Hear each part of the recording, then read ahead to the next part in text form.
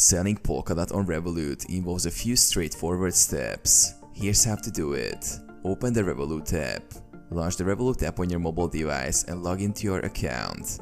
Navigate to Crypto section. Tap on the Dashboard or Wealth tab, depending on your app version. Then select the Cryptocurrencies section to view your crypto holdings. Select Polkadot. In the cryptocurrencies list, find and tap on Polkadot to access its trading page. Initiate sell order. On the Polkadot trading page, tap on the Sell button. This will open the sell interface where you can specify the amount of DOT you wish to sell. Specify amount. Enter the amount of Polkadot you want to sell. You can sell a specific amount of DOT or its equivalent value in your base currency. Review and confirm. Review the transaction details, including the most amount of DOT you are selling and the exchange rate. Confirm the transaction by tapping the Sell button. Complete transaction. The sold amount will be converted into your base currency and credited to your Revolut account balance.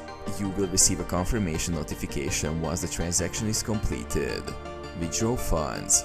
If desired, you can transfer the proceeds from the sale to your linked bank account or use the funds within your Revolut account for other transactions.